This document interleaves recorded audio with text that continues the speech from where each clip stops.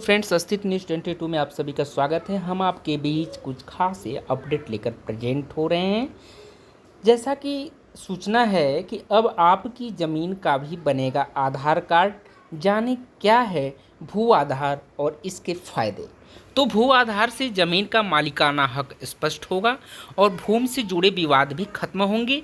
इस योजना के तहत ग्रामीण क्षेत्रों की सभी भूमि को 14 अंकों की विशिष्ट पहचान संख्या मिलेगी, जिसे भू आधार यानी यूएल पिन के नाम से पहचाना जाता है।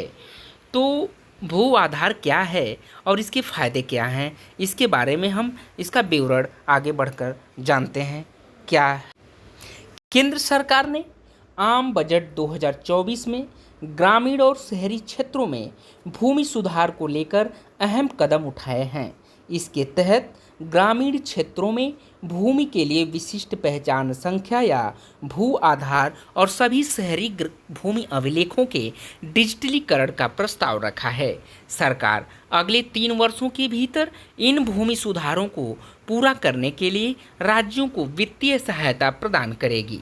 भू आधार से जमीन का मालिकाना हक स्पष्ट होगा और भूमि से जुड़े विवाद भी खत्म होंगे। क्या है भू आधार? इस योजना के तहत ग्रामीण क्षेत्रों की सभी भूमि को 14 अंकों की विशिष्ट पहचान संख्या मिलेगी, जिसे भू आधार ULPIN के नाम से पहचाना जाता है। इसमें भूमि की पहचान संख्या के साथ सर्वे, मानचित्रण व स्वामित्व और किसानों का रजिस्ट्रेशन किया जाएगा। इससे कृषि ऋण मिलने में आसानी होगी और अन्य कृषि सेवाओं में भी सुविधा होगी। गौरतलब है कि सरकार ने यह महत्वाकांक्षी परियोजना भारत की भूमि अभिलेखों को डिजिटल बनाने और एक एकीकृत भूमि अभिलेख प्रबंधन प्रणाली प्रदान करने के लिए 2008 में शुरू की थी। शहरों में GIS मैपिंग होगी। शहरी क्षेत्रों में भूमि अभिलेखों को GIS मैपिंग के साथ डिजिटल किया जाएगा। संपत्ति रिकॉर्ड प्रशासन, अपडेशन और टैक्स प्रशासन के लिए एक IT आधारित सिस्टम स्थापित किया जाएगा। इससे शहरी स्थानीय निकायों की वित्तीय स्थिति में सुधार करने में भी मदद मिलेगी। तो कैसे काम करता है भू आधार? नंबर 1 है, भूखंड को पहले GPS तकनीक का उपयोग करके जियो टैग किया जाता है ताकि इसकी सटीक भौगोलिक स्थिति की पहचान की जा सके।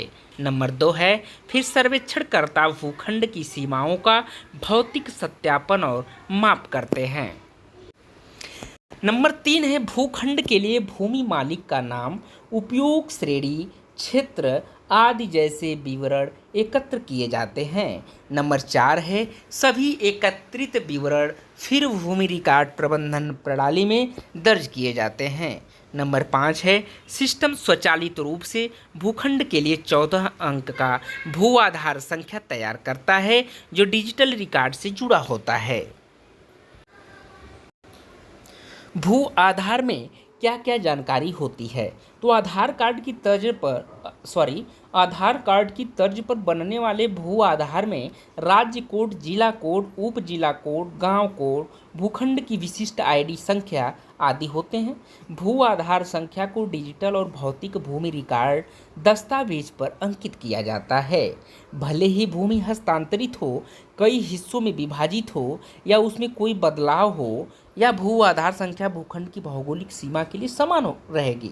तो भू आधार के फायदे क्या हैं, हम देखते हैं, आगे बढ़ते हैं। भूमि स्तर मानचित्रण और माप के माध्यम से सटीक भूमि अभिलेख सुनिश्चित करता है।